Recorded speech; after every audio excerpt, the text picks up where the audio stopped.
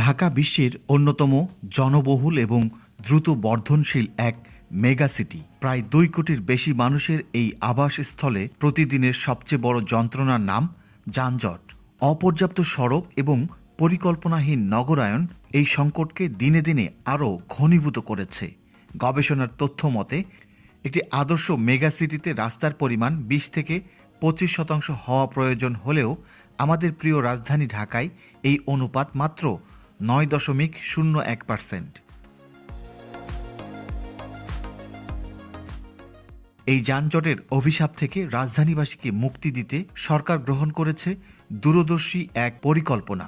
ঢাকার চারপাশের ring road network, যার অন্যতম গুরুত্বপূর্ণ অংশ হল ইনার সার্কুলার রিং রোড। এটি কেবল একটি রাস্তা নয়, বরং ঢাকার ট্রাফিক সিস্টেমের একটি শক্তিশালী রক্ষা কবচ।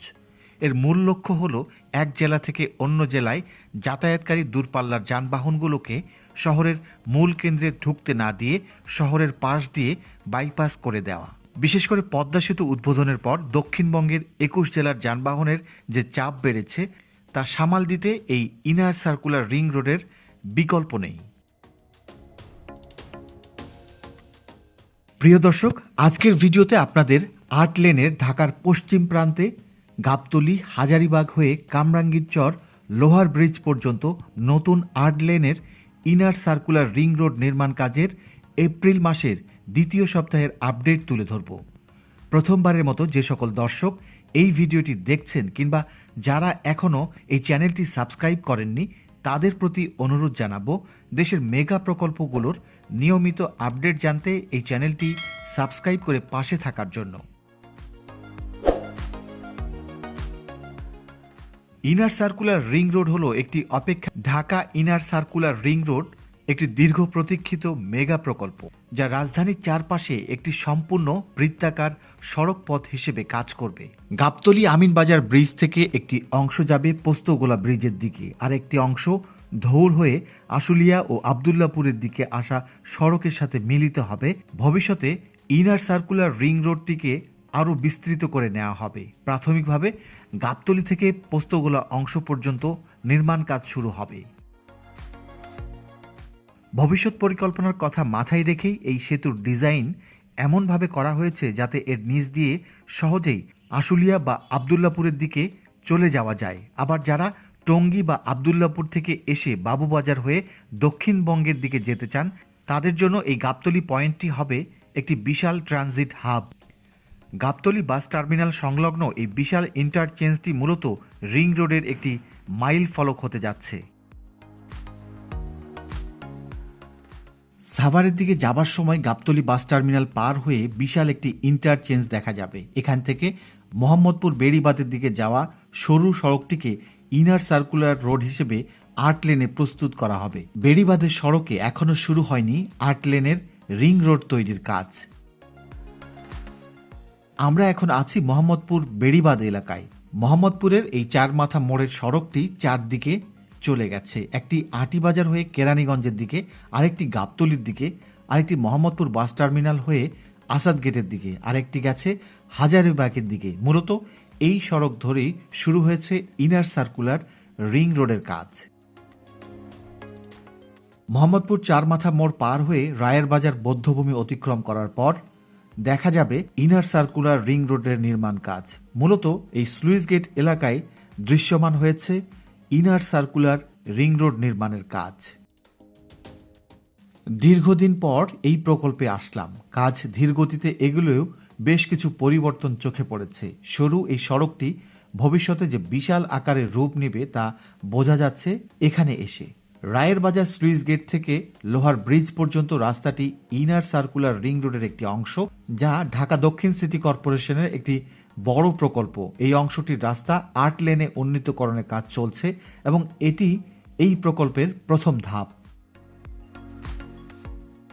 বর্তমান মূল সড়কের পাশেই বিশাল আকারের অংশে বালি ভরাট করে প্রস্তুত করা হচ্ছে সড়ক। একপাশে ড্রেনেজ ব্যবস্থাও প্রস্তুত করা হয়েছে।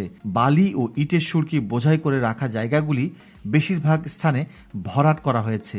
রোলিংয়ের কাজও শেষ করা হয়েছে এবং মাঝে মাঝেই পিচ ঢালাইয়ের কাজও শেষ হয়েছে এবং দৃশ্যমান হতে শুরু করেছে সুবিশাল সড়ক। এই এলাকাটি পশ্চিম ধানমন্ডির হাজারীবাগ বেড়িবাঁধের বউবাজার এলাকা। এখানে একটি ওভারপাস নির্মাণের জন্য দেখা যাচ্ছে বেশ কয়েকটি পিলার দৃশ্যমান হয়েছে।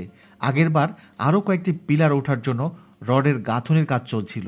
এবার এসে দেখা গেল ওভারপাসের সব কয়টি পিলার প্রস্তুত হয়েছে গার্ডার উত্তোলনের জন্য। এখানে ইতিমধ্যে গার্ডার উত্তোলনও শুরু হয়েছে। একটি পুরো স্প্যান উঠে গেছে, আর একটি আংশিক তোলা হয়েছে পিলারের উপর। এই সড়কটিকে দুই পাশে সার্ভিস লেন সহ জাতীয় মহাসড়কে উন্নীত করা হবে। এই করিডোরটির কাজ শেষ হলে উত্তরাঞ্চল ও দক্ষিণাঞ্চলের মধ্যে যান চলাচল অনেক সহজ হবে। বিদ্যমান সড়কগুলোকে 4 লেন বা তারও বেশি প্রশস্ত করা হবে, যার উভয় পাশে ধীরগতির যানবাহনের জন্য সার্ভিস লেন থাকবে। এবার আমরা চলে এসেছি হাজারীবাগ ফলের আড়তের কাছে। এটি কামরাঙ্গীচর এলাকার রহমত আলী রোডের মধ্যেই পড়েছে। এখান থেকে বাবুবাজার খুব কাছে। এখানে রাস্তা প্রশস্তকরণ কাজ বিক্ষিপ্তভাবে কিছু কিছু জায়গায় দেখা গেছিল। এবার এসে দেখা যাচ্ছে রাস্তার জন্য ভূমি অধিগ্রহণ করা এলাকাগুলিতেও রাস্তার কাজের অনেক পরিবর্তন হয়েছে। এদিকে বড় বড় জায়গায় মাটি ভরাট করা হয়েছে, তার সাথে মাটি ভরাট করে সেখানে পিচ ঢালাইয়ের মাধ্যমে রাস্তাও প্রস্তুত করা হয়েছে। পাশাপাশি এখানে রাস্তায় বিশাল আকারে খনন করে ড্রেনেজ সিস্টেমের কাজও শেষ হয়েছে। কামরাঙ্গীরচর এলাকায় এখানে বুড়িগঙ্গা নদী থেকে একটি খাল এদিকে চলে এসেছে। খালটির পাশ দিয়েই সড়কটি চলে যাচ্ছে।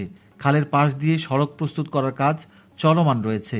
এই খালের পাশ দিয়ে সড়কটি যেন ধসে না যায়, সেজন্য খালের নিচেই সড়ক ধসের রোধে একটি দেয়াল তৈরি করা হচ্ছে।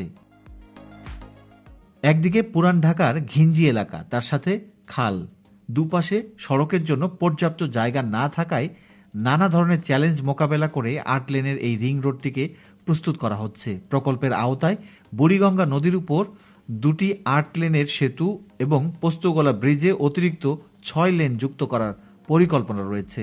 এই সড়কটিতে একাধিক ইন্টারচেঞ্জ, ওভারপাস এবং আন্ডারপাসও নির্মাণ করা হবে। 8 লেনের সড়ক সম্প্রসারণ এই প্রকল্পটির প্রথম ধাপের সর্বশেষ প্রান্ত লোহার ব্রিজ এলাকা। আমরা এবার এখানে চলে এসেছি। ব্রিজটি বুড়িগঙ্গা নদীর উপর নির্মিত এবং এর মাধ্যমে কামরাঙ্গীরচর থেকে লালবাগ, চকবাজার, আজিমপুরের দিকে যাতায়াত করা যায়।